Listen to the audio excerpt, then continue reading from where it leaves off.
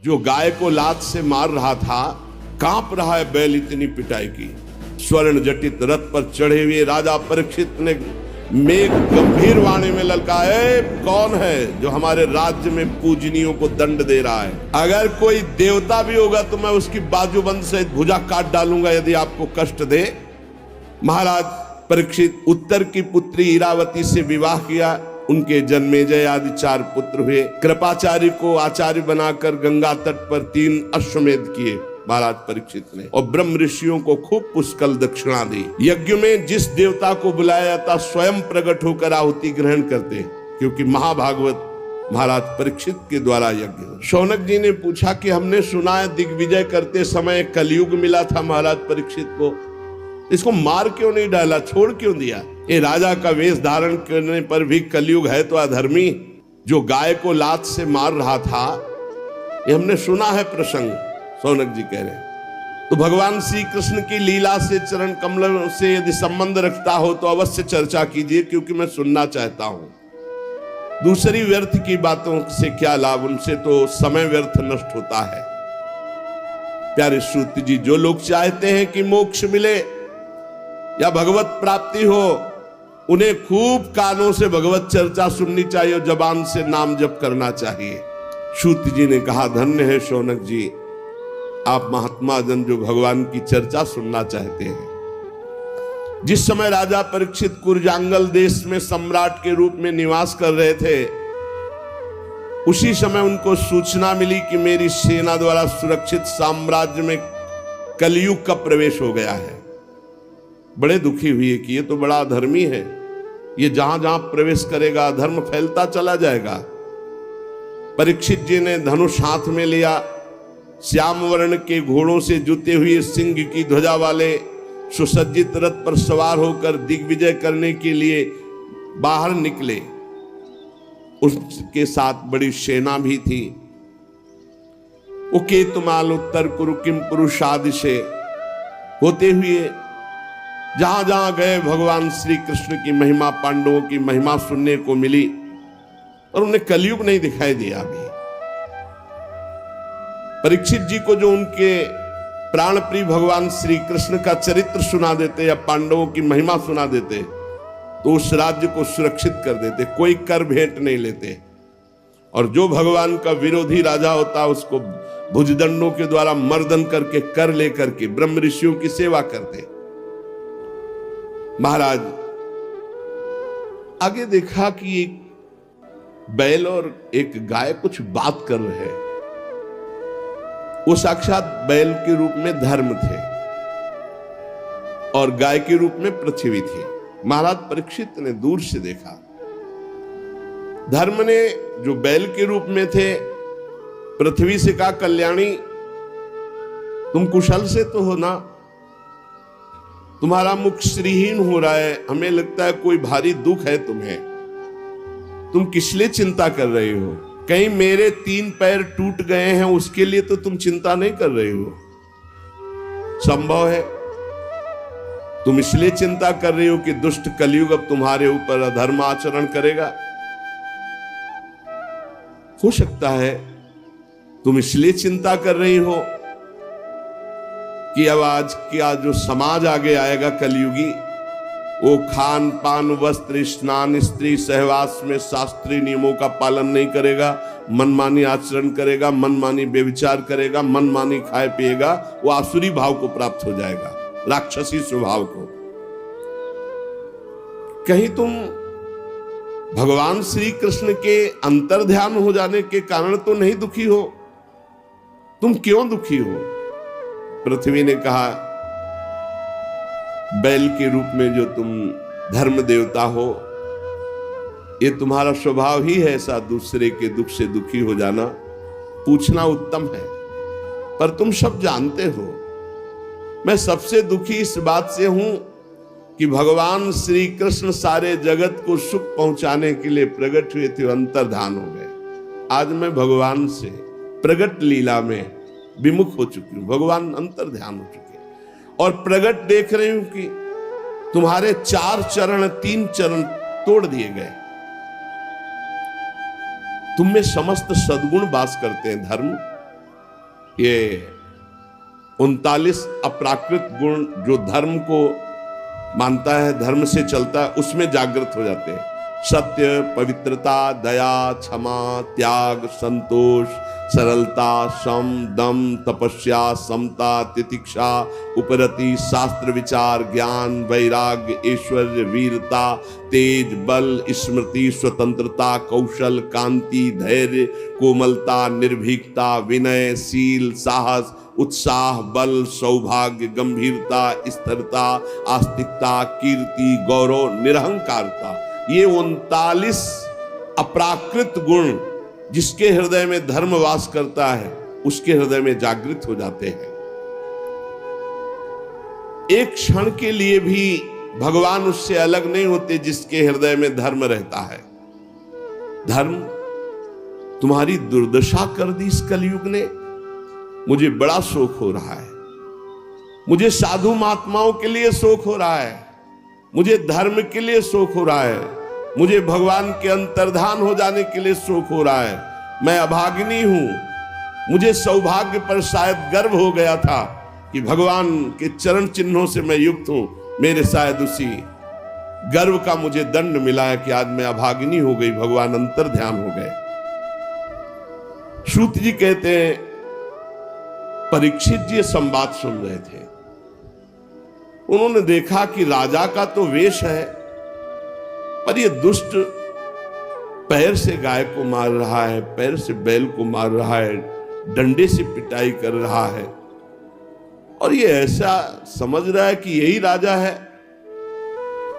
कांप रहा है बैल इतनी पिटाई की, भयभीत होकर मलमूत्र का त्याग कर रहा है, बहुत मार रहा है। गाय को बार बार पैरों से मार रहा है। स्वर्ण जटित रथ पर चढ़े हुए राजा परीक्षित ने मेघ गंभीर वाणी में ललकाए, कौन है जो हमारे राज्य में पूजनियों को दंड दे रहा है? मैं बलवान हूं, मैं उसी वंश का हूं जिसमें महाराज युधिष्ठिर, भीमसेन, अर्जुन, उनके चले जाने पर तू ऐसा मत समझ कि उनका बल नहीं रह गया। तू कौन है जो मेरा भय नहीं मान रहा और गाय और बैल को दंड दे रहा है? अरे भेष तो तूने नट की भांति राजा का बना रखा है, आचरण पाप और अधर्म के कर रहा है। मेरे दादा अर्जुन के अंतर्ध्यान हो जाने पर तू क्या समझता है तेरे पर कोई प्रहार करने वाला नहीं? देख मैं तुझे अभी दंड देता हूं। उन्होंने, परीक्षित जी ने बैल से पूछा, कमल लाल के समान आप श्वेत वर्ण हैं, 3 पैर आपके इसने तोड़ दिए, फिर भी एक पैर से आप टिके हुए हो। आप बैल नहीं हो सकते, क्योंकि बैल में इतनी सामर्थ्य नहीं। आप कौन देवता हैं? अभी ये भूमंडल कुरवंशी नरपतियों के बाहुबल से सुरक्षित है। मैंने अभी तक अधर्म नहीं देखा, आपके साथ केवल देखा है। और ये आंसू बहाती हुई गाय, ये क्यों शोक कर रही? और ये कौन है जो निर्भय होकर तुम पर प्रहार कर रहा है? मैं दुष्टों का दंड देने वाला हूं। देवी, मेरे राज्य में कोई दीन को, धर्म को तनिक भी कष्ट पहुंचाए तो मेरी कीर्ति, आयु, ऐश्वर्य, परलोक सब नष्ट हो जाए। मेरा परम धर्म है, उसे मैं जानता हूं। सुरभिनंदन, आप 4 पैर वाले हैं, 3 पैर आपके तोड़ दिए। आप कौन हैं? आपका कल्याण हो, आप बताइए। अगर कोई देवता भी होगा तो मैं उसकी बाजूबंद से भुजा काट डालूंगा यदि आपको कष्ट दे। आप निश्चित निर्भय हो जाइए और परिचय बताइए कि आप कौन हैं और आपको दुख देने वाला है कौन है। धर्म ने कहा, राजन देखो, धर्म कभी किसी का दोष वर्णन नहीं करता, साक्षात धर्म बोल रहे। धर्म ने कहा, राजन आप महाराज पांडु के वंशज हैं, आपका इस प्रकार आश्वासन देना आपके योग्य है, क्योंकि आपके पूर्वजों के श्रेष्ठ गुणों ने भगवान श्री कृष्ण को उनका सारथी और दूत तक बना दिया। शास्त्रों के विभिन्न वचन, इसलिए मैं निर्णय करके नहीं बता सकता कि मुझे दंड कौन दे रहा है, क्योंकि जिस शास्त्र का वर्णन है कि द्वैत है ही नहीं कोई दूसरा, तो फिर दुख का कारण क्या हो सकता है? अज्ञान ही तो है, दूसरा कोई है नहीं, द्वैत है ही नहीं। कोई कोई प्रारब्ध को दुख मानते हैं तो उसमें प्रारब्ध भी तो अपने कर्म के द्वारा बनता है। कोई कोई स्वभाव को मानते हैं तो स्वभाव भी तो अपना ही होता है। और कोई कोई ईश्वर को दुख का कारण मानते हैं तो ईश्वर कैसे दुख दे सकता है, क्योंकि अपना कर्म ही दुख देता है। इसलिए मैं बताने में असमर्थ हूं कि कौन मुझे दुख दे रहा है। आप अपनी बुद्धि से निर्णय कर लीजिए कि मुझे कौन दुख दे रहा है।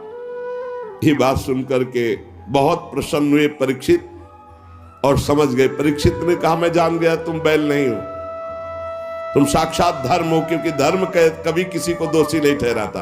अवश्य भगवान धर्म का मैं साक्षात वृषभ के रूप में दर्शन पा रहा हूं। आप अपने को दुख देने वाले का नाम इसलिए नहीं बता रहे हैं, ध्यान देना, कि जो पापी पाप करता है, पाप करने के कारण नरक प्राप्त होता है, वही उस पापी की पाप चर्चा करने वाले को मिलता है। यह धर्म का सिद्धांत है। इसीलिए जब कोई प्रश्न करता है तो उसको ही कहते, सब में भगवत भावना करो, अपना भोगेगा, तुम उसकी निंदा मत करो, तुम तो करत जे अनसहन निंदक तीनों पे अनुग्रह क्यों, क्योंकि धर्म है, भगवत मार्ग है। सिद्धांत निश्चित है कि मन और वाणी से किसी की निंदा नहीं की जाती। तो आप धर्म है इसीलिए आपने निंदा नहीं की और कहा खुद विचार लीजिए कि कौन मुझे कष्ट दे रहा है। लेकिन महाराज आपके तो 4 चरण हैं, तपः शौचम दया सत्यमिति पादा कृतिकता, तपस्या पवित्रता दया और सत्य, ये 4 चरण हैं।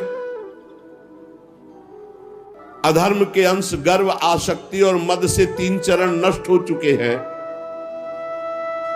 अब आपका 4था चरण एक केवल सत्य बच रहा है, वो भी लड़खड़ा रहा है। तपस्या पवित्रता दया सब नष्ट कर दिया कलयुग ने, थोड़ा सत्य बचा है, वो भी लड़खड़ा रहा है। असत्य से पुष्ट हुआ ये अधर्म रूपी कलयुग उसको भी नष्ट कर रहा है।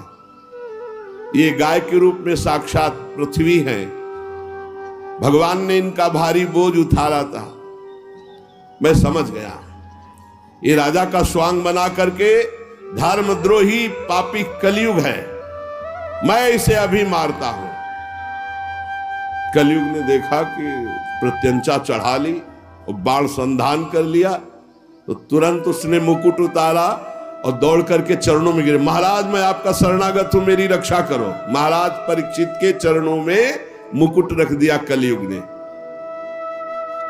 शरणागत का महत्व जानने वाले महाराज परीक्षित ने देखा पैरों में पड़ा हुआ है कलयुग, तो हंसते हुए कहा, जब तो हाथ जोड़ करके महाराज युधिष्ठिर के वंश में उत्पन्न हुए किसी वीर की शरण में आ गया तो तुझे मारूंगा तो नहीं, पर तू अधर्म का आचरण कराने वाला मेरे राज्य में नहीं रह सकता। क्योंकि जहां जिसके शरीर को तू स्पर्श करेगा वो झूठ बोलेगा, लोभी हो जाएगा, चोरी करेगा, दुष्टता करेगा, व्यभिचार करेगा, स्वधर्म त्याग करेगा, दरिद्र हो जाएगा, कपटी हो जाएगा, कलही हो जाएगा, दम्भी हो जाएगा, पाखंडी हो जाएगा, पापी हो जाएगा तेरे स्पर्श करने से कलयुग के। अतः मैं तुझे इस ब्रह्मावर्त क्षेत्र में नहीं रहने दूंगा, क्योंकि यहां सब यज्ञ पुरुष भगवान की आराधना करने वाले हैं।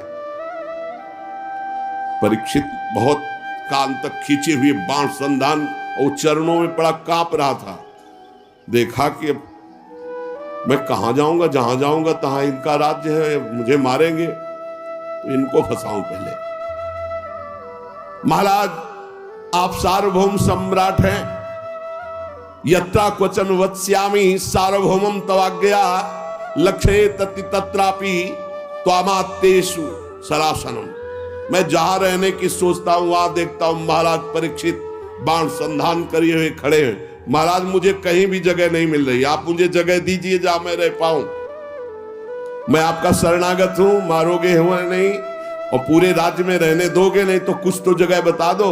मैं जहां देखता हूं आप धनुष बाण संधान किए हुए दिखाई दे रहे हो। बड़े प्रसन्न हुए परीक्षित जी, और वो यही चाहता था किसी तरह इनका क्रोध शांत हो और मैं इनको फंसा पाऊं। परीक्षित जी ने विचार किया कि हमारे राज्य में महापाप कोई नहीं कर रहा। अभ्यर्थी तदा तस्मै स्थानानि कलये ददौ द्यूतम पानम स्त्रिया सूना यत्राधर्मस् चतुर्विधा। ये 4 महापाप महाराज के राज्य में कोई नहीं कर रहा था उस समय। मदिरा नहीं पीना, जुआ नहीं खेलना महाराज परीक्षित के राज्य में, और पर स्त्री का सहवास नहीं करना, और किसी की हिंसा करके मांस नहीं खाना। ये 4 बातें। तो उन्होंने सोचा ये प्राय हमारे राज्य में है नहीं, तो इसके रहने के लिए स्थान दे दिया 4। शराब पीने वाले, पराई स्त्री के प्रति काम भाव रखने वाले, जुआ खेलने वाले और हिंसा करके मांस खाने वालों की बुद्धि में कलयुग का वास हो। और जहां कलयुग का वास है, लोभ, झूठ, चोरी, दुष्टता, स्वधर्म त्याग, व्यभिचार, दरिद्रता, कपट, कलह, दम्भ, दूसरे पाप सब बढ़ते चले जाएंगे। मतलब घोर पाप कराता है जिसकी बुद्धि में। तो समझ लीजिए, मदिरापान, मांस भक्षण, परस्त्री गमन, जुआ खेलना, ये 4 स्थान महाराज परीक्षित ने कलयुग को दिए। और उन्होंने कहा महाराज आप तो ये सब कूड़ा करकट दे दिए, और आपके राज्य में ऐसे है नहीं, मुझे डर लगता। कोई एक तो स्थान महाराज हम पर दया करो, कोई एक स्थान तो थोड़ा। महाराज परीक्षित विचार करने लगे और कहा हमारे राज्य में कोई चोरी भी नहीं कर, तो जो स्वर्ण की चोरी करे उस पर। बोले बस बस बस महाराज, बस पर्याप्त है, पर्याप्त, आगे का काम तो हम करवा लेंगे। बस स्वर्ण की चोरी, धन की चोरी, अर्थात जब जुआ खेला जाता है तो इसमें झूठ की प्रधानता होती है, जब शराब पिया जाता है तो इसमें अहंकार की प्रधानता होती है, जब स्त्री संभोग किया जाता है तो काम की प्रधानता होती है, जब हिंसा की जाती है तो वैर की प्रधानता होती है, और जब धन आदि की बात होती है, अधर्म के द्वारा घूस आदि लेना, ये सब स्वर्ण चोरी के अंतर्गत है। तो रजोगुण की प्रधानता होती है, और रजोगुण छाया हुआ। कलयुग ने सोचा आप किसी की भी बुद्धि नहीं बकाया रखेंगे, सब में हमारा वास हो जाएगा, क्योंकि रजोगुण चोरी, कहीं ना कहीं छल कपट छुपाओ, बस इतने में हमारा प्रवेश हो जाएगा। परीक्षित ने 5 स्थान दिए, जुआ खेलना, शराब पीना, परस्त्री गमन करना, हिंसा मांस खाना, और रजोगुण चोरी करना, छल कपट किसी भी तरह से धन का अपहरण करना। कलयुग 5 स्थान का वास स्वीकार करके बड़ी सावधानी से देखने लगा कि किसमें झूठ है, किसमें अहंकार है, किसमें काम है, किसमें वैर है, किसमें रजोगुण है। कौन शराब पीता है, कौन परस्त्री गमन की भावना रखता है, कौन मांस खाता है, कौन जो मिले बस। और चोरी तो बढ़ना शुरू हो गया, बुद्धि भ्रष्ट कर दी। राजा परीक्षित ने अपने पुण्य बल से धर्म के 3 चरण जोड़ दिए, तपस्या, पवित्रता और दया, और चौथा तो सत्य था ही। आश्वासन दिया जब तक हमारा राज्य है तब तक आप सुरक्षित रहेंगे। अभिमन्यु नंदन राजा परीक्षित बड़े प्रभावशाली। श्रुत जी कहते हैं अद्भुत कर्मा भगवान श्री कृष्ण की कृपा से राजा परीक्षित अपनी माता की कोख में अश्वस्थामा के ब्रह्मास्त्र से भगवान की कृपा से नहीं जले, भगवान का दर्शन पाया। लेकिन एक घटना घट गई कि एक छोटे ब्रह्म ऋषि बालक के शाप ने उनको भस्म कर दिया। तक्षक सर्प काटेगा आज के 7वें दिन और तुम मर जाओगे, तो वो बात ऐसी हुई। ब्रह्मास्त्र नहीं जला पाया, लेकिन ब्रह्म ऋषि के वाक अस्त्र ने भस्म कर दिया। पर प्राण उनके भयभीत नहीं हुए।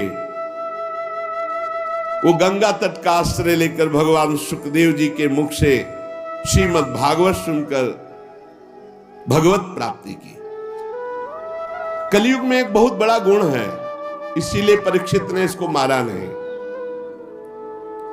इसमें मन से पाप करने पर कोई दंड नहीं मिलेगा। अन्य युगों में मन से भी मानसिक पाप का भी दंड मिलता था। इसमें जब तक शरीर से कर्म नहीं बनेगा तब तक उसका पाप दंड नहीं मिलेगा। और पुण्य तो मन से करने पर लाभ में प्राप्त हो जाएगा। जैसे चलते हैं, कल जो है वृंदावन की परिक्रमा लगा, अचानक कोई घटना घटी, कोई ऐसा आप नहीं कर पाए तो आपको मिलेगा।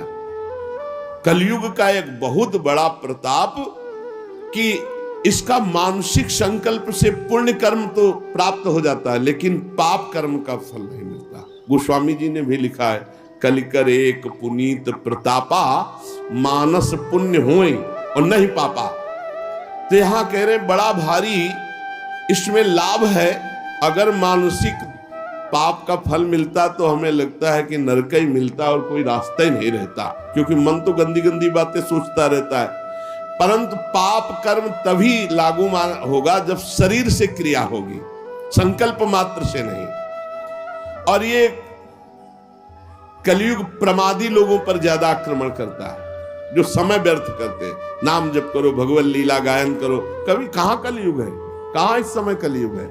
जब भगवत चर्चा सुन रहे, भगवान नाम कीर्तन, भगवत भजन, तो अब बैठ के इधर उधर भोगों का चिंतन करोगे, गंदी बातों का। तो भगवान श्री कृष्ण चंद्रजू के चरण कमलों का मादक मधुर मधु संतों के संग से प्राप्त होता है। इसीलिए भगवत प्रेमी भक्तों के लव मात्र के सत्संग के समान ना स्वर्ग है ना मोक्ष है, फिर तुच्छ इन मृत्यु लोक के भोगों की तो बात ही क्या। महाराज, हम भगवान श्री कृष्ण की लीलाओं से भरे हुए पावन चरित्र को सुनना चाहते हैं। सूत जी ने कहा, अहो आप महात्माओं के संग से आज मेरा जन्म धन्य हो गया, क्योंकि जब महापुरुषों से बातचीत करने का अवसर मिल जाता है तो सारे पाप नष्ट हो जाते हैं, हृदय पवित्र हो जाता है बातचीत मात्र से। वास्तव में अनंत भगवान की हम पर बड़ी कृपा है, जो आप 88,000 ऋषि बैठकर भगवत चर्चा सुन रहे हैं और बार बार प्रश्न करते हैं भगवान की लीला कथा का। भगवान के गुणों की क्षमता भी जब कोई नहीं कर सकता तो उनसे बढ़कर कोई हो ही कैसे सकता है। उनके गुणों की विशेषता समझाने के लिए इतना कह देना पर्याप्त है कि लक्ष्मी जी अपने को प्राप्त करने की इच्छा से प्रार्थना करने वाले ब्रह्मादि देवताओं को छोड़कर भगवान के ना चाहने पर भी उनके चरण कमलों की रच का सेवन करती है। ब्रह्मा जी ने भगवान के चरणों का प्रक्षालन करने के लिए जो जल समर्पित किया, वही जल गंगा जी के रूप में आज त्रिभुवन को पावन कर रहा है, और भगवान देवादिदेव महादेव अपने माथे पर उसे धारण किए हुए हैं। ऐसी अवस्था में त्रिभुवन में श्री कृष्ण के अतिरिक्त भगवान शब्द का दूसरा और क्या अर्थ हो सकता है? सूत जी कहते हैं, जिनके प्रेम को प्राप्त करके धीर पुरुष बिना किसी हिचक के देह गे आदि की दृढ़ आसक्ति को छोड़ देते हैं, उन परमहंसों के स्वामी, परमहंसों की प्रिय आत्मा भगवान श्री कृष्ण की आराधना के सिवा हम किसकी आराधना करें? ऋषियों, जैसे पक्षी अपनी शक्ति के अनुसार आकाश में उड़ते हैं, वैसे ही विद्वान लोग अपनी अपनी बुद्धि के अनुसार भगवान के लीला चरित्रों का गायन करते, पर पार कोई नहीं पा सकता। एक दिन की बात है कि राजा परीक्षित धनुष लेकर वन में शिकार खेलने के लिए निकले। यह शिकार मांस भक्षण के लिए नहीं होता था, ये उन पशुओं का शिकार होता था जो रोगी पशु होते थे, जिनसे संकल्प सैनिक और व्यवस्था चक्रवर्ती सम्राट है, कोई साधारण आदमी थोड़ी है कि धनुष बाण उठाया और शिकार को चल दिए। पूरा वैभव, बड़े बड़े सरोवर, बड़े हुक्म कर देते तो कौन सी बात थी जो वहां पूर्ण ना हो जाती। लेकिन सबको छोड़कर अकेले एक ऋषि के आश्रम में चल चले, रोक दिया सबको, ऋषि के आश्रम में गए। देखा वहां शांत भाव, शरीर देह भाव से ऊपर उठे हुए समाधि में स्थित महापुरुष, जिनके इंद्रिय प्राण मन बुद्धि सब ब्रह्माकार है, प्राण भी संचलित नहीं हो रहे, शांत ब्रह्म में स्थित ऐसी समाधि, जड़ की तरह, ठूठ की तरह एकदम। बस जागृत स्वप्न सुषुप्ति तीनों अवस्थाओं से ऊपर तुरी पद में स्थित महापुरुष, जटाएं बिखरी हुई है, कृष्ण मृग चर्म नीचे धारण किए। परीक्षित जी वहां गए और कहा, मैं प्यासा हूं, सुनो, मेरा गला सूख रहा है, पानी पिलाओ। कभी ऐसा नहीं। ब्रह्म ऋषि के आश्रम में ऐसा आदेश चक्रवर्ती सम्राट होते, कभी ऐसा नहीं।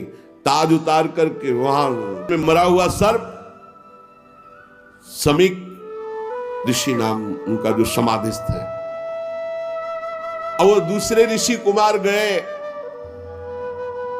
और श्रृंगी ऋषि से कहा कि बड़ी बड़ी बातें खेल में मारता था, मैं आज तेरे पिता के गले में मरा हुआ सांप डाल दिया। चक्रवर्ती सम्राट परीक्षित ने दुर्व्यवहार किया, अपमान किया, भला कुछ कर ले तू।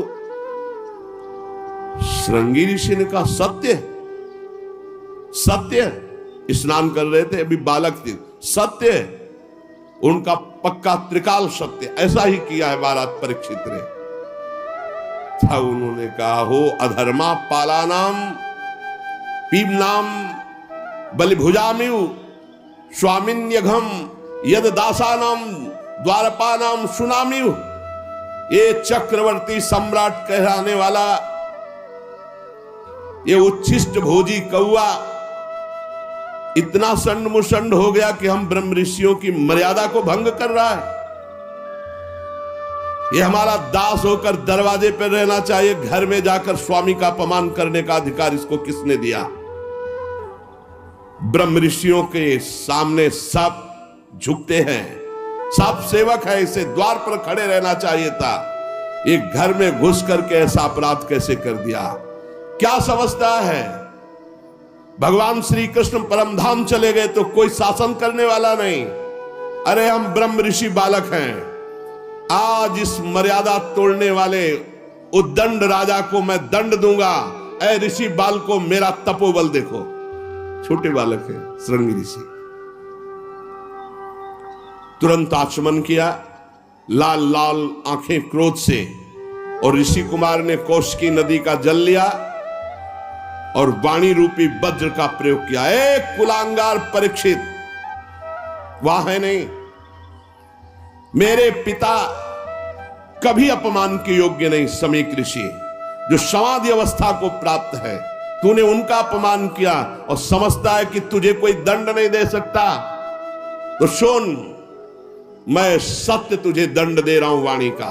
आज के 7वें दिन भयानक विषधर सर्प जो तक्षक है वो आएगा और तुझे डसेगा और तेरी मृत्यु होगी, कोई तुझे नहीं बचा पाएगा। इस शाप में दंक्षत स्म कुलांगारम, आज के 7वें दिन तक्षक सर्प तुझे डसेगा, कोई नहीं बचा सकता। इसके बाद शाप देने के बाद भागते हुए आए और देखा पिता के गले में मरा हुआ सर्प हटाया और पिता से लिपट कर रोने लगे। जब बहुत हिलाया डुलाया, रो रहे हैं, धीरे धीरे धीरे धीरे उनकी वृत्ति बाह्य दशा को प्राप्त हुई। आंख खोली और पूछा, बेटा तुम क्यों रो रहे हो? ब्रह्म ऋषि के बालक हो, ऐसे कैसे रुदन कर रहे हो? तो उनका पिताजी वो राजा परीक्षित आए थे, वो तो बड़े कड़वे शब्दों में बोल रहे हैं, और उसने आपका अपमान करते हुए मरा हुआ सर्प आपके गले में डाला, और मैंने उसको आज दंड दे दिया है कि 7 दिन में तक्षक सर्प 7वें दिन आएगा और तुझे डसेगा, तू मर जाएगा। अरे ये क्या किया तूने? इतने बड़े धर्म से युक्त धार्मिक राजा को ऐसा दंड दिया जाता है? नहीं नहीं, तू बालक है, मूर्ख है, तूने बड़ा पाप कर दिया। समीक ऋषि ने कहा। परीक्षित कहीं प्रणाम न नमस्कार, ऊपर से मरा हुआ सर्प, ये मेरी बुद्धि को क्या हो गया? और मैंने दोष दर्शन किया कि ये पाखंड कर रहे, नाटक कर रहे, समाधि, ये कैसे हो गया? हे भगवान, वो बहुत व्यथित है और मन में विचार रहे हैं, बड़ा पश्चाताप है। वो मन में विचार रहे कि भगवान मुझे कोई भयानक दंड मिले, मैंने बहुत बड़ा अपराध किया। पवित्र हृदय है ना, मैंने महात्मा का अपमान कर दिया, इसके फलस्वरूप शीघ्र से शीघ्र भारी कोई घटना घटे और हमारे ऊपर विपत्ति आए, मैं दुख भोगूं। मैंने एक संत का अपमान कर दिया। मैं ऐसा चाहता हूं, हे ईश्वर, हे परमात्मा, मेरा प्रायश्चित इस पाप का जरूर हो, कोई न कोई अशुभ बात सुनने को मिले, कोई न कोई दंड मिले। जिससे मैं दोबारा कभी ऐसा दुस्साहस न करूं। ऐसा हो कि ब्रह्म ऋषि क्रोध करके मेरे राज्य को, मेरी सेना को, मेरे खजाने को भस्म कर दे या मुझ दुष्ट को ही नष्ट कर दे। परीक्षित जी ऐसा जाकर के सोच रहे हैं। इस प्रकार चिंता कर ही रहे थे कि समीक ऋषि के द्वारा भेजे हुए 2 ऋषि वहां पहुंचे। महाराज आपको सूचना भेजी समीक ऋषि ने। बड़ी शीतलता हुई कि जरूर कोई न कोई दंड विधान हुआ होगा। बोलिए। ऋषि कुमार श्रृंगी ने आपको शाप दे दिया है कि 7वें दिन तक्षक सर पाएगा और आपको डसेगा, आप भस्म हो जाएंगे, आपकी मृत्यु हो जाएगी। आहा, वो मना ही रहे थे। उनका हृदय बड़ा शीतल हुआ और उनका भगवान श्री कृष्ण ने अपनापन निभाया और मुझे दंड दिया। बहुत अच्छा लगा, क्योंकि मेरे द्वारा अपराध हुआ था। मैं मांग रहा था कि मुझे कोई प्रायश्चित करने के लिए अवसर मिले, दंड मिले। अब मुझे 7 दिन भगवान श्री कृष्ण के चरणों में मन लगाकर 7वें दिन शरीर छोड़ना है। महाराज जन्मेजय को राज्याभिषिक्त किया और आज के बाद न जबान में पानी जाएगा, न अन्न जाएगा। संपूर्ण राज्य सुख का त्याग कर गंगा के तट पर बैठ गए। जो गंगा जी भगवान का चरण धोवन है, लोकपालों सहित समस्त लोकों को पावन करती हुई गंगा जी, उन्हीं के समीप जाकर मरणासन व्रत लिया। ना गंगा का किनारा छोड़ेंगे, ना एक बूंद जल पाएंगे, ना एक टुकड़ा अन्न पाएंगे। पूरा राज्य का मोह, परिवार का मोह, शरीर का मोह त्याग दिया। जो ही बड़े बड़े ब्रह्म ऋषियों में चर्चा फैली कि परीक्षित जी को ऐसा शाप, और परीक्षित जी अनशन आमरण व्रत लेकर गंगा तट पर बैठ गए हैं, तो बड़े बड़े ऋषि मुनि वहां आने लगे। देखो ये भगवान की कृपा पात्र पर कैसी कृपा होती है। उस समय सबसे पहले अत्रि जी पधारे, फिर वशिष्ठ जी, च्यवन जी, शरद्वान, अरिष्टनेमी, भृगु, अंगिरा, पराशर, विश्वामित्र, परशुराम, उतथ्य, इंद्र प्रमद, इद्मवा, मेधातिथि, देवल, आरिष्टसेन, भरद्वाज, गौतम, पिप्पलाद, मैत्रेय और कवश, अगस्त, नारद, व्यास, बड़े बड़े ब्रह्म ऋषि, अरुणादि राज ऋषि, ये सब विश्व में जब हाहाकार मच गया कि महाराज परीक्षित को शाप मिला श्रृंगी ऋषि का, 7वें दिन तक्षक सर पाएगा और भस्म कर देगा, तो वो गंगा के किनारे आमरण अनशन व्रत लेकर बैठ गए हैं। परीक्षित जी सबकी पूजा करते हैं, सबके चरणों में सिर रखकर वंदना करते हैं। जब सब बैठ गए, महाराज परीक्षित ने फिर से प्रणाम किया और खड़े होकर शुद्ध हृदय से अंजलि बांधकर कहा, राजा परीक्षित ने कहा, आज मैं अपने मुख से कह सकता हूं कि मैं समस्त राजाओं में धन्य हूं, क्योंकि आप सब महात्मा हमें दर्शन देने के लिए आए। मैं धन्याति धन्य हूं।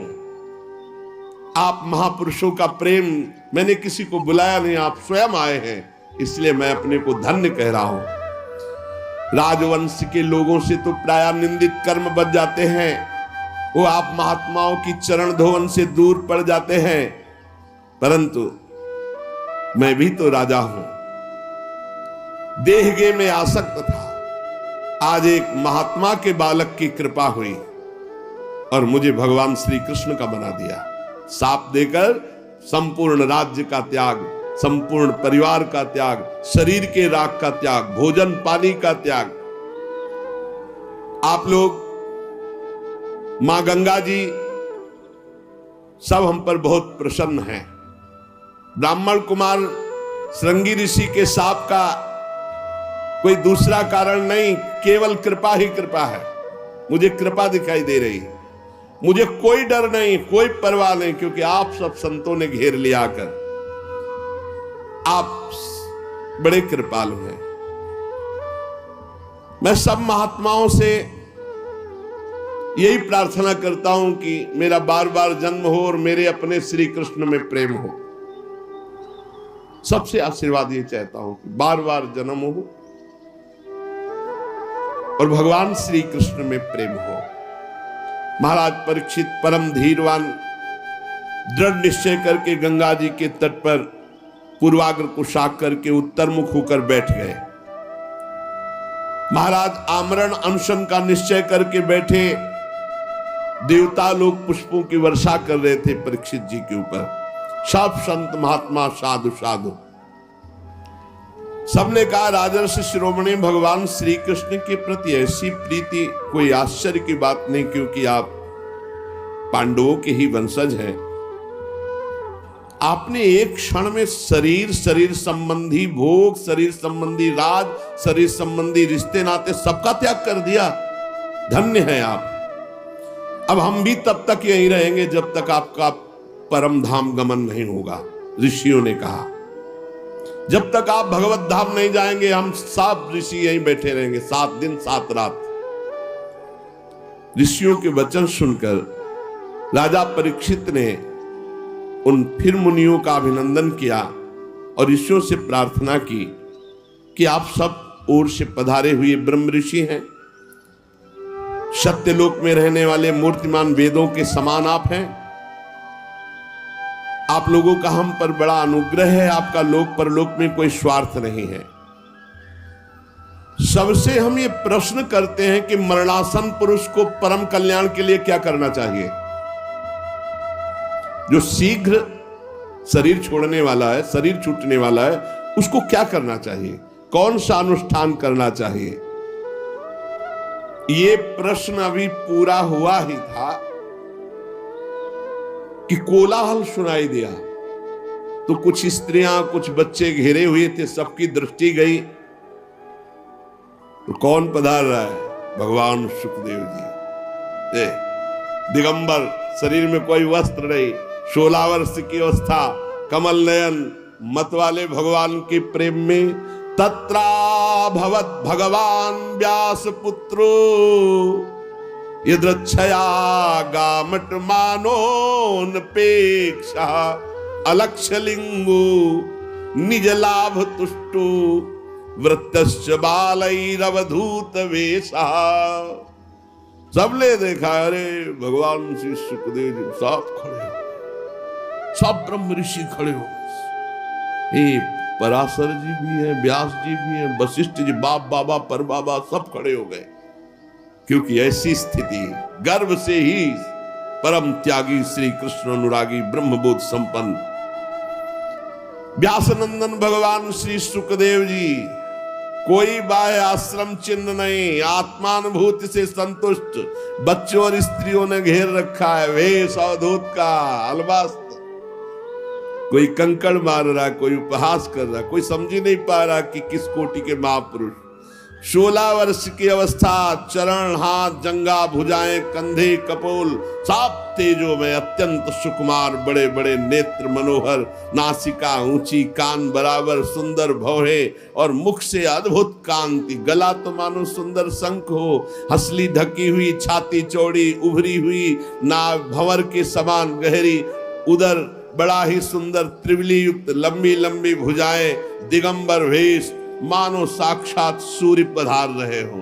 श्याम रंग, चित्त को चुराने वाली यौवन अवस्था, मंद मंद मुस्कुराते हुए, अपने तेज को छिपाए हुए सब ऋषि आसन छोड़ छोड़ करके हाथ जोड़कर खड़े हो गए। राजा परीक्षित एकदम आनंद मगन हो गए कि श्रृंगी ऋषि का साप क्या हुआ, वरदान से भी बढ़कर इतने बड़े बड़े महापुरुषों का साक्षात्कार। जाकर साष्टांग दंडवत किया, सुखदेव जी को लाए और वहीं रेत पर सुंदर आसन पर विराजमान की, पूजा की। जो आसपास घेरे हुए थे उन्होंने देखा इनकी पूजा हो रही तो छोड़ छोड़ के चले गए। ब्रह्मर्षि, देवर्षि, राजऋषियों का समाज बैठा हुआ है उच्च आसन पर। सुखदेव जी महाराज, सब महात्माओं ने आदर किया। शांत भाव, अर्ध खुले हुए नेत्र, सुखदेव जी बैठे हुए दिगंबर। परीक्षित जी ने पुनः आकर चरणों में सिर रखकर प्रणाम किया, हाथ जोड़कर मधुर वाणी से कहा। परीक्षित ने कहा, ब्रह्म स्वरूप भगवान, आज हम क्या अपने भाग्य की बड़ाई करें, आप स्वयं पधारे। वैसे तो अपराधी हूं, पर हमें संत समागम मिला इसलिए मैं अपने को धन्य भाग कह रहा हूं। पता नहीं कौन सा पुण्य, इसीलिए कहते हैं भक्त के जीवन में कोई भी घटना घटेगी वो महामंगलमयी होगी। अरे बड़े बड़े तीर्थों को तीर्थ बनाने वाले आप सब महात्मा, इतनी कृपा, इतनी बुलाओ तो एक महात्मा नहीं आ सकते, ऐसे महापुरुष है सब पूरे विश्व के महात्मा। और श्री सुखदेव जी, इनको तो कहा निमंत्रण कार्ड भेजे, ये तो हर समय आत्मलाभ में संतुष्ट अवधूत बनकर विचरण। एक से एक परीक्षित जी ने कहा, आज आप सब महात्माओं के दर्शन से मैं परम पवित्र, कोई भय नहीं है। अब दर्शन, स्पर्श, पाद प्रक्षालन, आसन आदि का जो मुझे अवसर दिया गया आप सब महात्माओं के लिए, महायोगिन, आज मैं बहुत खुश हूं, बहुत प्रसन्न हूं। मुझे यही लग रहा है कि पांडवों का पक्ष लेने वाले भगवान श्री कृष्ण आज हम पर बहुत प्रसन्न है।